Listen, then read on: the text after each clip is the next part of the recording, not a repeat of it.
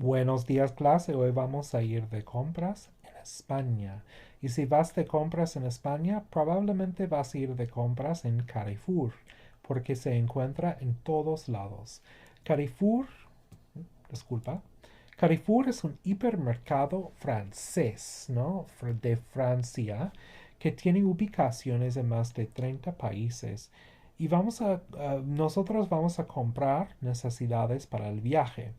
So, Carrefour, you'll find all over Spain, from stores that are the size of 7-Elevens to Walmart supercenters. They can be tiny, they can be huge, but they are all over the place. So, when you go to Spain, you will shop at a Carrefour at some place. And it says here the United States, but I think they tried in the United States and they closed because Walmart's got a tight grip here. Muy bien, pues vamos a ver el vocabulario, ¿no? So we're going to pick up some necessities for the trip. Vamos a ver el vocabulario. Empezamos con el cepillo de dientes. El cepillo de dientes. What's the verb that goes with this? You guys remember from the other day? Cepillarse los dientes. Cepillarse los dientes. Muy bien. Esto es el champú. El champú.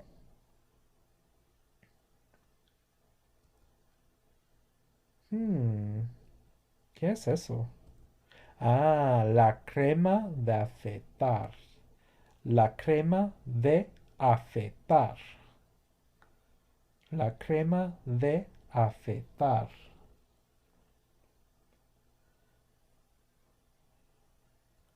También el desodorante. El desodorante.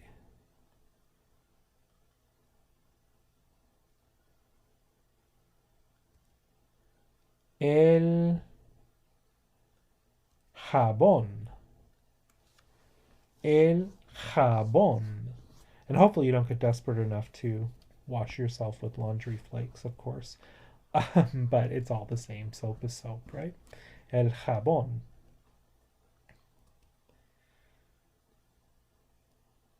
La pasta de dientes. La pasta de dientes. Chocolate flavored toothpaste. Ugh, gross, right?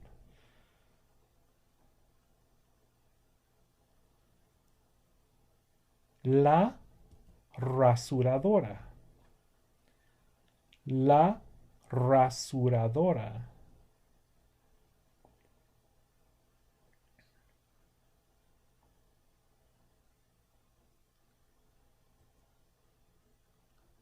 El papel higiénico. El papel higiénico. We all remember how important papel higiénico was earlier this year in the weirdest of years ever, 2020.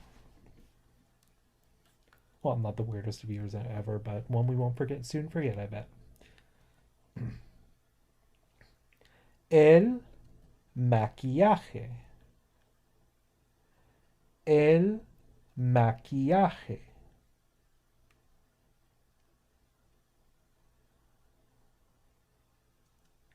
Bien, vamos a practicar en el libro. Disculpa. 6.2 y 6.3. 6.3 is actually a group activity, which you're not going to do in groups, obviously, because you're not in class, but we're going to do it together. So 6.2, empezando, I want you to go through each one of these and connect as many verbs as you possibly can to the activities. So I'm going to flip over to 6.2. Going back up, 6.2. Here we go. I want you to, por ejemplo, la ropa. What verbs can you connect to that? So I want you to pause the video, go through your verb list, and see what verbs you can connect to that. Adelante.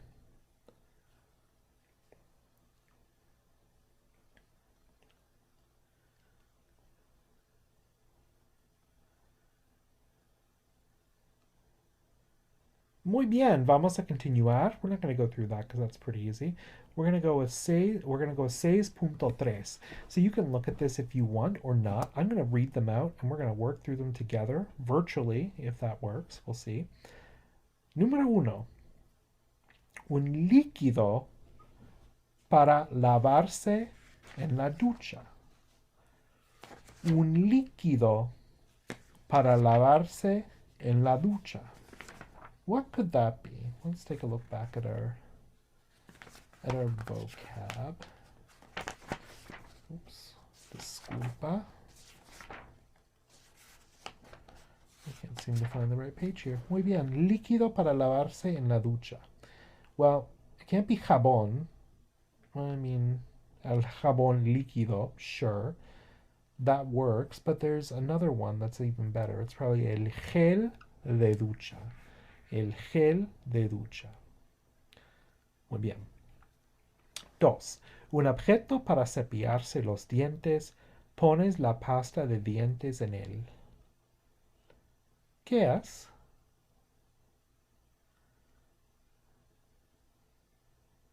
El cepillo de dientes. El cepillo de dientes. 3. Una máquina para despertarse por la mañana. Suena mucho. Una máquina para despertarse por la mañana suena mucho. ¿Qué es una máquina? Students always trip up over that word máquina. What kind of word does that kind of... Well, I guess it really doesn't look like that. It's a machine, right? We know despertarse is to wake up. Machine that wakes you up would be a...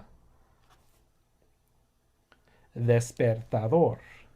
Un despertador. Muy bien. La acción de quitarse pelo con una rasuradora o con una máquina.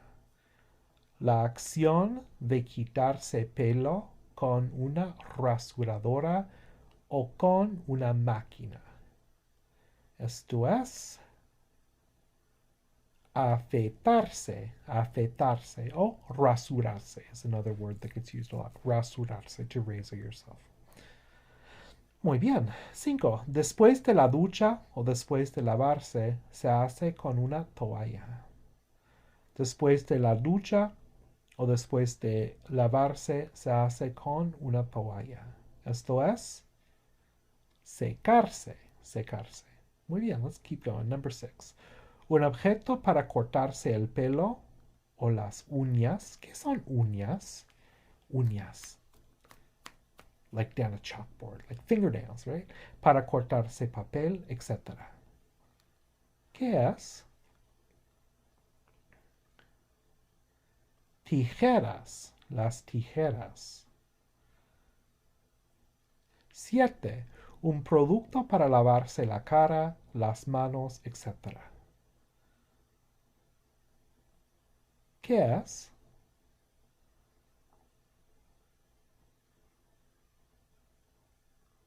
El jabón, el jabón.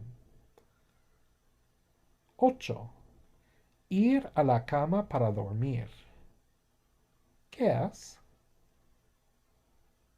Ir a la cama para dormir. Remember, we have two words, but they're not necessarily the same, right? We have to go to sleep, but is this saying to go to sleep? It's saying to go to bed to go to sleep. That doesn't necessarily mean you're going to go to sleep right away. Esto es acostarse, acostarse. Ay, and this is horrible. Las chicas usan esto para estar guapas. Women use this to be pretty. Qué sexista, ¿no? Qué sexista. Esto es el maquillaje. And even more disappointing because the authors of this book are all women, right? I don't like that. Número 10. Un producto para lavarse el pelo. Un producto para lavarse el pelo. ¿Qué es? El champú. El champú. Muy bien. Bien, vamos a continuar, ¿no? Pues vamos a repasar los reflexivos, empezando con yo. What's the pronoun for yo? Reflexive pronoun for yo es yo me. Tú, come on, say it out loud. I know you can. Tú, te. Él, ella, usted, se. Nosotros, nos. Vosotros, os. Ellos, ellas, ustedes, se. Muy bien. Now we got to get into a little bit of the nitty gritty. Unfortunately, it's not all, you know, roses and lollipops where you just pop the reflexive pronoun in front and you're good to go skipping down the road. I don't know why you'd skip down the road, but whatever. Sometimes you get special cases where you have to go a little bit more. You have to take the extra step, and that happens with infinitives. And this is going to come up a lot this semester. What do we do with infinitives in Spanish? When we start doing pronouns, you'll see this too.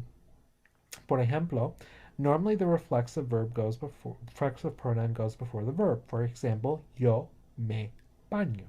Simple, right? That's what we learned the other day. However, sometimes it can be placed behind the verb. For example, yo quiero bañarme o yo estoy bañándome. So we have two things going on here, right? So we know that if we have one conjugated verb, the second one is in the infinitive. So I want to bathe myself. Yo quiero bañarme.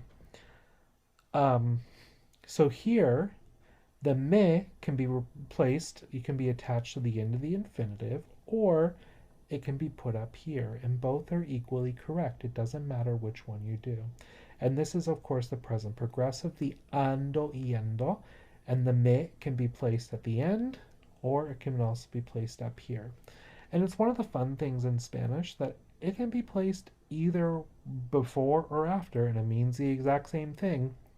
So what I always suggest students do is just choose one and do it until you get used to it. But recognize that the other one does exist as well. Because on a test, I'm not going to be like, oh, put it in both places. I'm going to ask you to conjugate it. Perhaps put it one or the other. You don't have to know both, right? So the reflexive pronoun can be attached to the end of the infinitive or the end of the ando y yendo, but it doesn't have to be. So yo quiero bañarme is the exact same thing as yo me quiero bañar. O yo estoy bañándome is the exact same thing as yo me estoy bañando. Another thing you'll notice here is if you attach it to the end, it changes the stress and you have to add an accent. I won't knock you down on tests for that because that's a little bit trickier. Bien, so here comes the tricky part. So I said I'm not going to test you on this, but I am going to make you practice it. So I want you to write these sentences out both possible ways. Putting the pronoun on the end and putting it on the beginning. So I'm going to give you a second to go through the first one.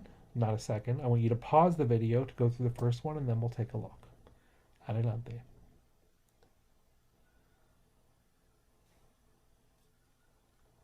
So here, tú vas a cepillarse. So here we have it both ways. So tú te vas a cepillar. So we know we have to take the se and put it up here, and we have to match it with that, so it's got to be tú. Tú te vas a cepillar, right? Or tú vas a cepillarte. So we can leave it on the end, but we also have to make sure, we still have to make sure it matches the tú. So either one is correct. Pause the video and go through the next one.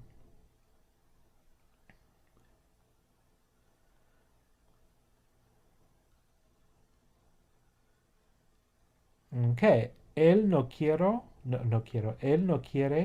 afeitarse. Muy bien. Él no quiere afeitarse, so we'll just leave this alone, right? Because the se matches up with the él, right? So we don't have to do anything. Here, él no se quiere afeitar. So the no goes first, then the se, then the verb, then the unconjugated verb. Pause the video and try the next one. This is the present progressive, the ando y yendo. Try to get the accent. See if you can get that right.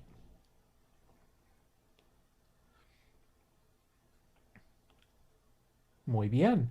Nosotros Nos estamos acostando. So we got to change. We got to take the se and change it to nos because it's nosotros.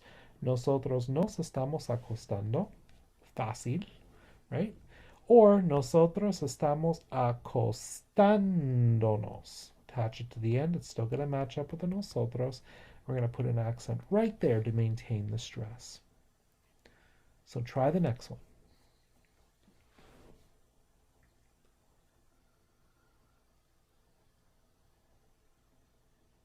Okay. Ellos se tienen que vestir. So we'll take the se, move it up. We leave it as se because se is the pronoun for ellos. Or we leave it at the end. Ellos tienen que vestirse. Fácil, no? That's not too bad, right? That's not too bad. Most students like to stick with this way at first because it follows the pattern of how we learn to do reflexives, where this one is a little bit trickier. I mean, it's not trickier, but you want just the certainty of knowing one before you dive in and try to get them all. So there it is. Muy bien, más práctica, 6.9 y 6.4. We're actually going to leave off 6.4 because it's not that important, but we are going to do 6.9. And 6.9 is actually kind of fun because you're going to take some guesses about me, right? So it says just professors in general, but I want you to guess about my life. So, Professor Doug se levanta, and take a guess. When do you think I get up? Do you think I shave or put makeup on? Well, I won't tell about the makeup, but about shaving and etc. etc. Right? So I want you to pause the video, take guesses about what you think about mine, and then I'm going to reveal the truth and shock you all.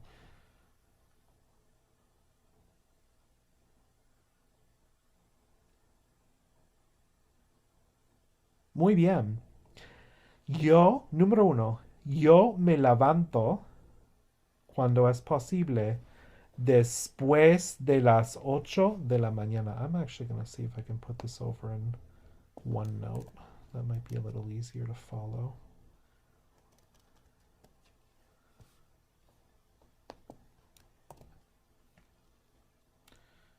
Muy good. Muy good. Muy good. Muy bien. Vamos. Yo me levanto, when possible, después de las 8 de la mañana. Después de las 8 de la mañana. Me afecto a veces. Me afecto a veces. Me visto de manera... Todo depende. En la escuela formal, a veces muy formal. Some days I want to look pretty, so I get all dressed up. But if you catch me at home, if you catch me outside, I'm probably going to be dressed in track pants and a paint-stained hoodie. Yo voy a la universidad en coche. I would on bicycle, but I'm afraid somebody would probably run me over. Not the greatest drivers here in Spartanburg. Me divierto en clase con frecuencia. Con frecuencia, no? I like teaching. I think it's a lot of fun. Me acuesto. So if you had me before, you've probably gotten crazy emails from me at 3 in the morning. Not crazy, I don't want to make it sound like I'm like insane, but sometimes I accidentally hit the send button and it's like 3:05 and I think, oh no, now they're going to know that I'm, up till like 3 in the morning. Gmail has this really cool function where you can schedule emails to send at 8, so you write it at like 2 in the morning and send it at 8. Wonderful. So you ever get an email from me at 8 in the morning, you know that it was written actually at like 2:35. Muy bien, esto es. Okay, and that's it. I'm not going to give you any tarea because this was all just a review of the reflexive stuff and the vocab. So no tarea, no particular tarea to go with this. Y ya es todo. Nos vemos mañana.